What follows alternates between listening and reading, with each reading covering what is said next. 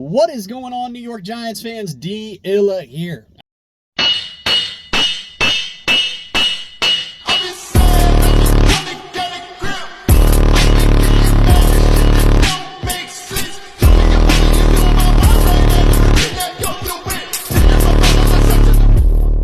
I made a video last night, didn't turn out too good. I scrapped it.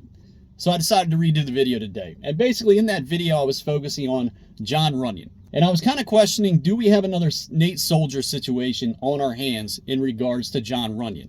As we all know, Tom Brady ultimately got Nate Soldier the deal that he ended up signing with the New York Giants, and he was fool's gold in the end. And I question, is Jon Runyan with the New York Giants the same situation that we had with Nate Soldier? You have to look at the past two quarterbacks that Jon Runyan has played with. He's played with a guy like Aaron Rodgers, and last year he was protecting Jordan Love in his first full season as a starter. Aaron Rodgers is a quarterback that can make all the throws, doesn't necessarily need the best protection in the world, can make throws with pressure in his face, can throw at all different arm angles. He can make his offensive line look a hell of a lot better than what it actually is. Jordan Love came out last year and kind of demonstrated some qualities that Aaron Rodgers possesses. Now, I'm not saying Jordan Love is Aaron Rodgers by any means, but Jordan Love last year came out and threw for 4,100 yards. He threw 32 touchdowns and only threw 11 INTs. He had a strong year.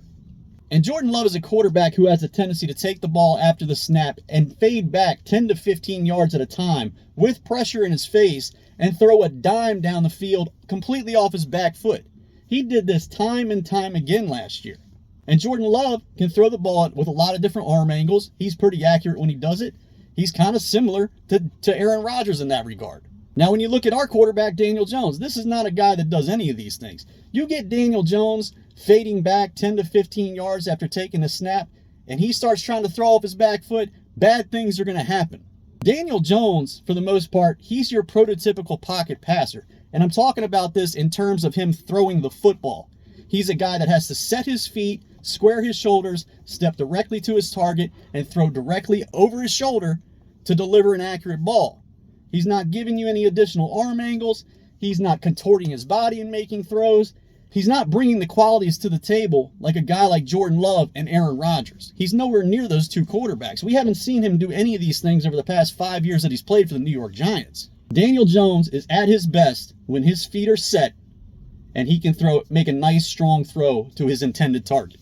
He has no business throwing off balance or anything like that, because again, that's when bad things happen with Daniel Jones. And that's why he struggles when he has pressure in his face, and that's why he can't get the job done ultimately. But really take into consideration how this affects your offensive line when you have a quarterback like Jordan Love who can drift back that far and throw a dime down the field. That gives so much more time to your offensive line and your wide receiver options, tight end options to actually run their routes downfield, routes that take a little bit more time to develop. It gives you additional time when you have a quarterback that can do this. So look, man, when you have a quarterback like Daniel Jones, who typically takes a 4 to 5 step drop, and then he scans the field and he sets his feet and makes his throw, that's the cushion right there that your offensive lineman has to work with. That 4 to 5 step drop. When you have a guy like Jordan Love who can drop back 10 to 12 to 15 yards at a time, and he still has pressure converging on him while he's scanning the field, and then he's able to still throw a complete dime down the field off his back foot, that gap between the defender and him, it's not necessarily increasing, but it's not closing as fast as it would in comparison to Daniel Jones when he's taking that 4 to 5 step drop. Do you see what I'm getting at here? In terms of Jon Runyan, now he's pass blocking for Daniel Jones, who gives you that 4 to 5 step drop back, and there's nothing else in between. There's no fading back, there's no off balance throws, there's no sidearm throws, there's nothing like that when it comes to Daniel Jones.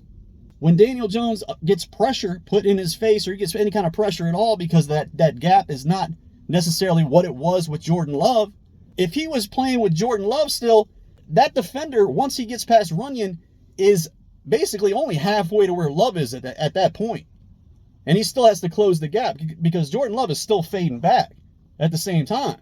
So are those pressures that Jon Runyan gave up last year, are they going to turn into sacks now that he's protecting a player like Daniel Jones as opposed to Jordan Love? That's my question in this whole video, and that was my whole point of the video last night.